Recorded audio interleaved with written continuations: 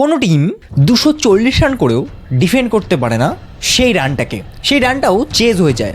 আর কোনো team 207 run target দিয়েও সেই রানটা ডিফেন্ড করে দেয়। কালকের ম্যাচই যেমন সিএসকের সাথে মুম্বাই ইন্ডিয়ান্সের হয়ে গেল, মুম্বাই ইন্ডিয়ান্সকে 104 রানে সিএসকে অল আউট করে দিল। আর আজ সেই রকমই একটা ম্যাচ, সাই সুদর্শন 58 বলে সেঞ্চুরি করলো। আর গুজরাট টাইটান্সের রান হলো 205, 206 রান টার্গেট। তো এই রানটাও দেখো ফাইটের জন্য যথেষ্ট রান।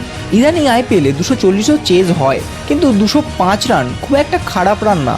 একটুখানি বোলিং টাইট হলেই সেই রানটা অবশ্যই ডিফেন্ড করা যায়। জিটির বোলাররা ভুল লোকের সামনে পড়ে গেছে, যাকে পৃথিবী কিং বলে চেনে।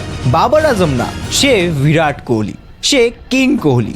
আজ ম্যান অফ দ্য ম্যাচ হয়েছে। 44 বলে 81 রানে দুর্ধর্ষ একটা পারি খেলে আজ বিরাট কোহলি। রয়্যাল চ্যালেঞ্জার্স ব্যাঙ্গালোরকে 5 উইকেটের বিনিময়ে জিতিয়ে দেয় গুজরাট টাইটান্সের সাথে। আর পয়েন্ট টেবিলে আরসিবিকে 2 নম্বরে পৌঁছে দেয় এই কিং কোহলি। 10 পয়েন্ট নিয়ে 2 নম্বরে রয়্যাল চ্যালেঞ্জার্স ব্যাঙ্গালোর। আরও তো টেবিল ওপর নিচ এদিক ওদিক হতে থাকবে।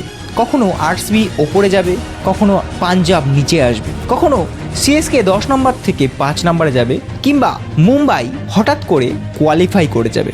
এটাও তো হতে পারে যে কলকাতা যে 10 নম্বরে রয়েছে, বাকি রয়েছে আর তার 7টা খেলা, সেই 7টাতে যদি সে 6টা বা 7টায় জিতে যায়, অবশ্যই কোয়ালিফাই এখনও করতে পারবে। এটাই বলা যাচ্ছে যে এখনও শুরু কিছুই হয়নি, অনেক কিছুই হয়ে যেতে পারে এই আইপিএলে।